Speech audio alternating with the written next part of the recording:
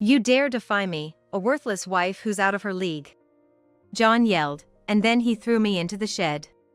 I hit my hip on something that was lying around and groaned. Meanwhile, John had closed the door. The inside of the shed was enveloped in darkness in an instant. I rushed to the door. I banged on the door over and over. But the door did not open. John must have done something from the outside. The door was heavy, and I felt overwhelmed by despair. Is this my fault? No, I had been aware of John's flashy affairs since we were dating. But I turned a blind eye. Because I loved John. But there's a limit. And today was it. When I confronted John about the affairs, he flew into a rage, and here I am. I won't forgive him. No matter what, I'm going to get out of here and show John a thing or two. But I can't think of a solid plan. As I was overwhelmed with burning emotions, I heard the door open. I'm Susan Parker, a 44-year-old housewife. I live with my husband, John, who is 5 years younger than me. We don't have children. John didn't want them. I had dreamed of becoming a mother, but by the time we got married, I was already 35 and it was harder to get pregnant. But now I think, maybe it's better that we didn't have kids. John is just too problematic as a father, and I shudder at the thought of interacting with our child in my current mental state. I met John 12 years ago. I was 32, and John was still a young 27. He was a colleague at work, always admiring me. I was immediately attracted to John. He was handsome, bright, and sociable. But I could hardly call myself beautiful, and considering the age difference, I thought there was no hope. Then, out of the blue, John confessed his feelings for me. I couldn't believe it, but I was so happy that I immediately said yes. Our relationship started off well at first. John could tell I felt inferior about my age and looks, and he told me not to worry about such things. I was happy. It was a mystery why John chose me as his girlfriend, but as long as I thought he loved me, it felt like all my problems were solved. But that was naive. As our first anniversary approached, John's true nature began to reveal itself. John always used the same excuse that he forgot his wallet, making me pay for all our date expenses. We used to split the bill, so this was not only financially painful but also made me see John as dishonest for always using the same reason not to pay.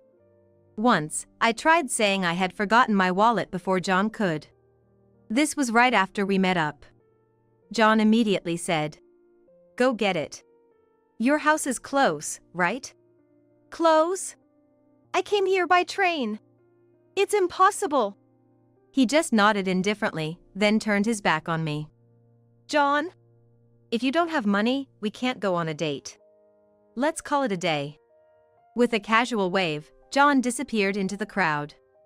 I could only stand there in shock, watching him leave. I began to feel uneasy about my relationship with John. I wondered if I could ever be happy with him. Even so, I couldn't leave John. I've only ever been in relationships with 2 men, including John. The first was during my student days, and we broke up before even half a year had passed. He found another girl. As for John, he's quite popular with the women at work. He knows it too and skillfully delegates his tasks to them. He hasn't done that to me yet, but who knows when he might change his mind. I became more and more timid. Even more, I became dependent on John. John would smile at me. He would speak sweet words. I deluded myself into thinking this was a privilege only for me, just to get through the days. But John never understood these desperate thoughts of mine. One day at work, I overheard John talking with another male colleague. "Susan? Yeah, I'm dating her. For now, she's the best option. She's older, but she pays for dates and sometimes gives me things like watches. I think she'd be good for marriage. The other 2 are too extravagant with money, so they're out of the question." 3 women. John was dating 2 other women besides me. Secretly, I hired a detective. I wanted to prove that what I had heard was a misunderstanding. But reality was cruel. John's other girlfriends were one from our office and another from a client company. In the end, after much contemplation, I decided to overlook John's extensive dating history. John chose me as his marriage partner. Perhaps because I catered to him and never complained about his whims. I believed that once we got married, John's bad habits would disappear.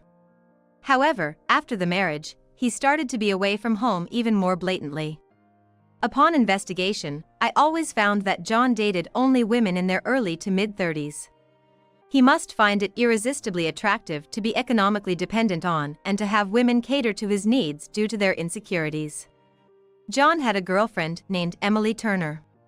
When Emily found out she was being deceived, she came to apologize to me first. "I'm really sorry. John said he was single. It's okay. We're both victims," I said quietly. Emily is 35. The age I was when I got married. She has been dating John for 2 years. For a woman, that's a significant amount of time wasted on John. She was seriously considering marriage with him, which made it all the more pitiful. Emily promised to break up with John. I promised Emily that I would be there for her if she needed me. That day, John was fidgety. He was going on a trip to Hawaii for 3 days and 2 nights starting tomorrow. After he finished packing, John tried to head back to his room early. I was cleaning up after dinner when I suddenly spoke up. I talked to Emily. Huh? John feigned ignorance as if asking who that was. He seemed determined to act as if he knew nothing. I spread out the documents I received from the detective on the table. "I've known all along, John, that you've been dating a bunch of women. Susan, what are you doing?" John lost his temper. "Yeah, just like you found out. But what's wrong with that? I gave these women a nice dream. It's only natural that I get something in return." Emily was hurt. I shouldn't join him in his anger. I kept my cool. "She believed you were going to marry her. So, what? Are you gonna divorce me, Susan? Then maybe I'd consider it." "No, never mind. She's not attentive enough, and there are better options out there." "John." I was shocked. Honestly, I had expected John to blow up. But the fact that he could casually talk about divorce and weigh Emily as if amused by the situation was shocking. "Well, whatever the case, Susan, you knew what was coming for defying me, right?" "Huh?" I was confused. John was the one doing wrong. Yet, he acted as if I was the one who had broken the rules. He grabbed my arm, forced me to stand, and led me out from the porch to the yard. What stood there was a storage shed. I wondered what was going on as he stopped in front of the shed. Then he threw me inside. "This is what you get for defying me, a worthless wife," John shouted as he threw me into the shed. I hit my hip on something inside and groaned. "John, this has to be a joke." As I turned to say this, John had already closed the door. I was stunned and rushed to the door. It wouldn't open. John must have done something from the outside. Reflect on this. "I'm going out." "Wait. John, wait, you can't leave me locked up here." This was no time for reflection. I would get thirsty and hungry. If I can't get out, I'll wither away. And John was leaving for a trip tomorrow. What would become of me if left alone for 3 days? I thought he might let me out soon. But John's footsteps fade away, and the yard fell silent. The shed had no windows. With the door closed, the inside was pitch black. A sense of vulnerability was creeping up from my feet. Did I really do something so bad? I knew about John's pettiness. But I never thought it would go this far. Does John even care what happens to me? Maybe he really will leave me locked up here and go on his trip. That's when it happened. "Susan?" A timid voice came through. I was startled. The door opened. There stood Emily, John's ex-girlfriend. Emily said she came to see me. She rang the doorbell but got no response, and since the backyard was noisy, she came to check. "I saw John locking you up, hiding. It was terrible." "It's okay. I knew what kind of man he was and still chose to be with him, so this is my own doing. I told myself. I'm glad you were here. But I was dating John. I underestimated you. That's not true. I slowly shook my head. You didn't know anything. You just loved John, that's all. Just like me. Susan. Emily looked like she was about to cry and hastily wiped her tears with the back of her hand. To her, I said, Emily, I need your help. Will you stand up to John with me? What? Emily looked at me in surprise. Stand up to John? What do you mean? I'll explain that now. I beckoned Emily over. When I explained the plan, she looked surprised again, but she nodded in agreement. John was apparently visiting a friend's house. Once we confirmed he was not at home, Emily and I returned to the house. The plan began with John's return. The day he locked me up and the 3 days of the trip passed. John came out into the yard. Surely, everything is all right? He muttered in front of the shed. He must have calmed down and realized the gravity of what he had done. But it was too late. Hey, Susan. Time for reflection is over. You can come out now. John opened the door of the shed. His expression froze at that moment. He rubbed his eyes as if doubting what he saw and looked into the shed again. The result was the same. What? Who are you? In front of John was a woman, not me, sitting with her knees hugged to her chest. In John's mind, I had been locked up all this time. It was impossible for someone to change clothes or hairstyle midway. The woman raised her head. John's face contorted even more. Emily. What are you doing here? Where's Susan? Right here. I stepped out from where I had been hiding. At the same time, Emily stood up. Surrounded by 2 women, John looked back and forth between Emily and me, confused. What are you guys up to? Don't worry. We won't lock you up. We just want you to sit down and listen to what Emily has to say. Emily's story. John scowled, and Emily stepped back as if flinching. Yet, she didn't run away. She opened her mouth and said it all at once. John, I will be suing you for damages since you deceived me. What? John seemed about to explode with anger, but he somehow held himself back. After watching his reaction, I said, John, I want a divorce. You too. What do you two think you're doing, ganging up on me like this? You've been showing dreams to women, right? In return, you accepted their devotion. But it's time to return to reality. Yes. This was our decision. To impose a financial penalty on John. But it didn't end there. John's smartphone rang. Hello, Dad? I'm in the middle of something, I'll call back later. What? Apologize to Susan right now? No way, Dad. I've told everything to your parents. John's face turned pale. Then, time flew by rapidly. John!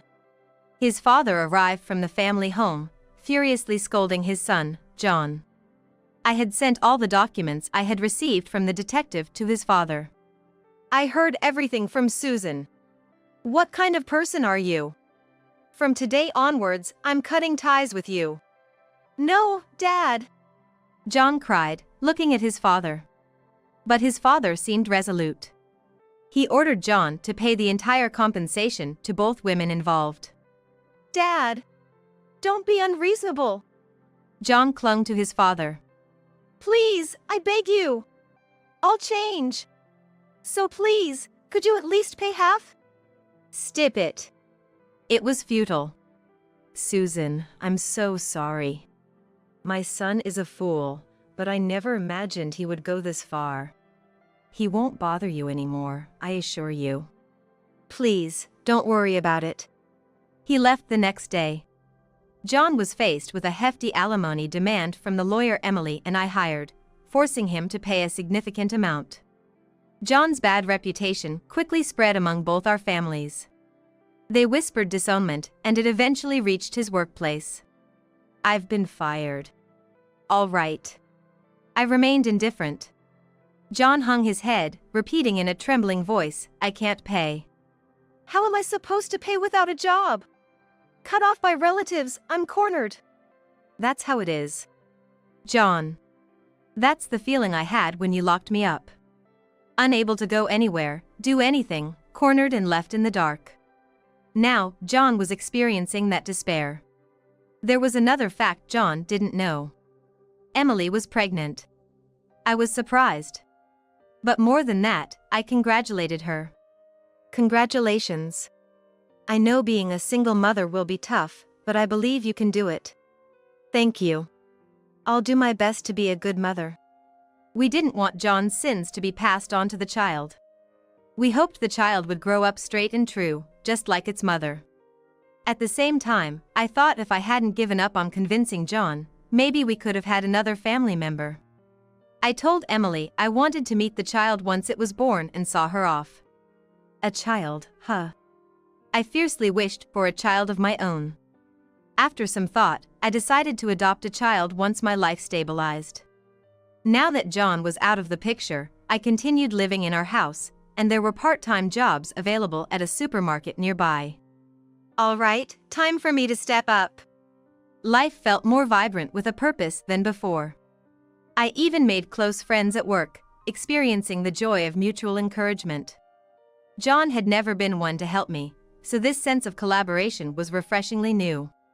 Then came the long-awaited adoption. The process and preparations were extensive and challenging, but I didn't mind at all. I had found her. Not related by blood, but undoubtedly my child. I knew at the moment I saw her. This is the one. The child recognized me as her mother. She innocently called me Mom and showed affection. John, you wouldn't understand, but the joy of having a child is immense. This is my revenge. Moving forward with my life with my newly found daughter. I am not seeking affirmation from John's sweet nothings. Validating and believing in myself. As a person, as a mother. The manager at work said I always seem happy lately. He is 39. Coincidentally, he is the same age as John. But unlike John, the manager is unpretentious, sincere, and a bit clumsy. That's probably why I could open up to a man the same age as John who is nothing like him. You've adapted to the job so quickly, Susan, you're really dependable. Oh, it's all thanks to your guidance, I said, laughing. Then, for some reason, the manager blushed and looked away. Susan, do you have any plans for your next day off? That day, I'm planning to go to the amusement park with my daughter. Oh, I see. I wouldn't want to intrude then. What about your next day off? What's wrong? I had a feeling. The way the manager looked at me was kind. But at some point, that calmness disappeared, replaced by something else. Now I understand. It was the kind of emotion I once had for John. The manager took a deep breath and blurted out. Susan! Would you go out with me? What? From that moment, the manager. Michael became my partner. My daughter was wary at first, but after a few meetings, she warmed up to him. One day, while enjoying tea and snacks with Molly at home, the doorbell rang. Molly said, "Okay," and ran to the door. Then, she came back looking puzzled. It's someone Mom knows. What kind of person? Well, a tall man. At those words, I was startled. There was only one person I could think of. I sternly told Molly not to go out. He's a dangerous person. Got it. Molly sensed my tension and looked worried with her cute face. It's okay. Mom won't lose. I patted Molly's head and headed for the entrance. As expected, a certain person was standing there. Who's that kid? His first words weren't even a greeting. Even though it was so typical of John, I asked him, "What do you want?" Lend me some money, Susan. You can see, can't you? Indeed, John looked a complete mess at first glance. Since then, he apparently hadn't found a proper job and had been bouncing from one acquaintance's house to another. Eventually, nobody would take him in, and he ended up living on the streets. I don't have any money to lend you. Hey, Susan, you become quite arrogant. Thinking you've beaten me? Life isn't about winning or losing. I thought, but John wouldn't understand. I felt no pity. It was only disgusting. John took a step closer. Susan, please. This will be the last time. I won't show my face again. I'll go to another state and start over. I just need the money for that. I sighed. Not seeing him again would be a relief. But does that mean I should help this man? Mom! I heard Molly's voice and footsteps. I turned around in a panic. You shouldn't come here, I said to Molly, but she didn't stop. Don't trouble Mom. If it's money you want, I'll give you some. With that, Molly pressed 2 nickels into John's hand. John blinked in shock, then crumbled to the ground and began to cry. The innocence of a child. That was the happiness John had once rejected. Molly is going to start elementary school next year, so we went to look at backpacks. Michael was with us. As the 3 of us entered the store, the manager said, "What a lovely family." Molly smiled proudly, and Michael and I blushed. Mom, I like this color. Let's see. Molly had chosen an orange backpack. It suited the lively Molly well. This will be my gift, Michael said. Oh no, that's not necessary. I tried to argue against Michael's impromptu generosity. It's a once-in-a-lifetime gift. I want to give it. Then let's give it together. Molly said innocently. Michael and I looked at each other and nodded. All right. Yes, let's do that. So, we both contributed half and bought the new backpack. Molly was so happy that she didn't let go of the backpack all day. She even hugged it while she slept. Meanwhile, Michael had something to discuss with me. About the wedding venue. I don't need a wedding, Michael. I didn't have one with John, my previous husband. I'm not of the age to wear a wedding dress anymore. That's not true. I want to see you in a wedding dress. Michael insisted. I remembered John, who had grudged even buying a wedding ring, let alone wedding expenses. Michael was different. He proposed to me with a ring. Now, we are saving for the wedding. Molly wants to see Mom in a dress too, right? Yeah. Michael cleverly won Molly over to his side. I had no choice but to surrender with a smile. For the wedding, I embarked on a diet. Thanks to my efforts, I was able to wear the dress of my dreams, which made me very happy. I could never thank Michael enough for proposing the idea of the ceremony. During the wedding, Michael became so moved that he started crying, causing a bit of confusion among friends and colleagues. I ended up having to calm Michael down throughout the ceremony, but it turned out to be a wonderful and memorable event. After the ceremony, I sold the house I had lived in with John. There were memories, but they were all filled with lies from John.